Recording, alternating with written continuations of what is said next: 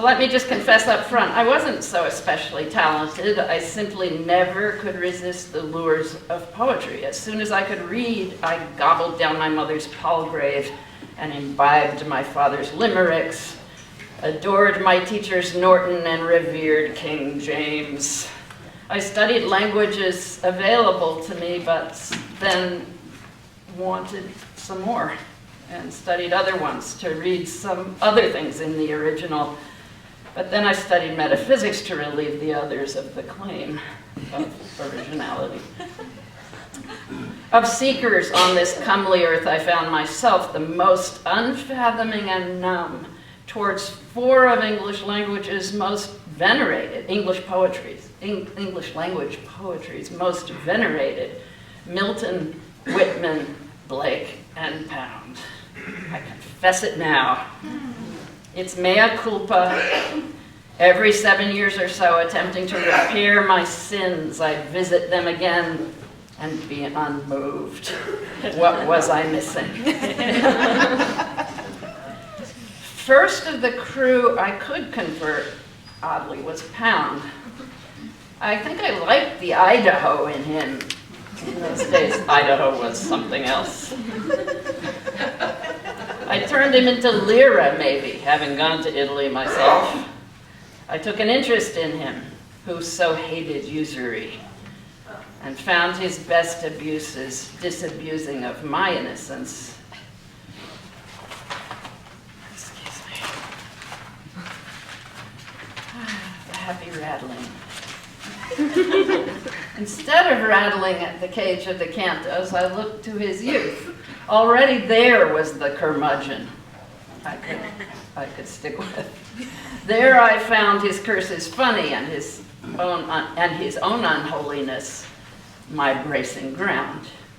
Where other poets, they more scholars and historians, so stressed his cant, I liked his banter and the footwork in the fevers of his art. I mean, it takes a Pound to turn against a Yeats, and you know, nobody's of two minds about Yeats. Everybody loved Yeats. Even when Yeats was political, they loved him. It seemed all parties loved his lilts and lays, and he and Pound, indeed, amazingly, were early pals. So let me just remind you of the Yeats, the famous, or one of the many famous Yeats pieces, and I think you have it on your worksheet. The poet pleads with his friend for old friends. Though you are in your shining days, voices among the crowd and new friends busy with your praise, be not unkind or proud. That's so admirable, an admonition. But think about old friends the most. Time's bitter flood will rise, your beauty perish and be lost for all eyes but these eyes. It's, you know, conventional and sweet and well-made, a song you want sung to you. Compare if you're a girl. All girls want that song sung to them, right? Compare old Ez to that. They occupy the same few years of history but seem a world apart, and this one's called Amities. Old friends the most. To one on returning certain years after. You wore the same quite correct clothing. You took no pleasure at all in my triumphs. You had the same old air of condescension mingled with a curious fear that I myself might have enjoyed them.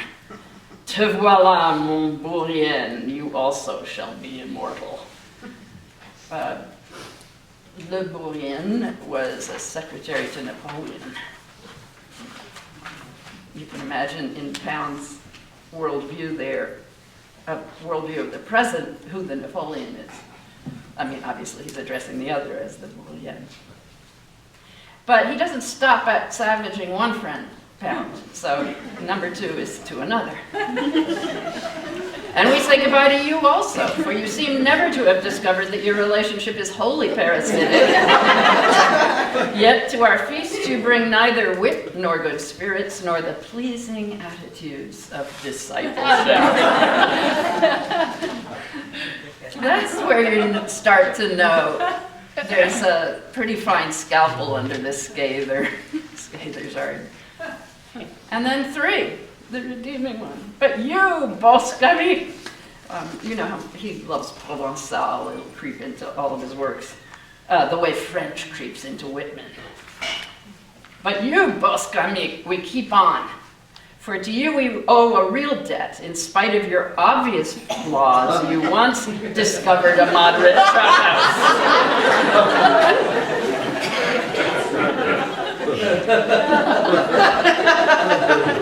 Such discernment.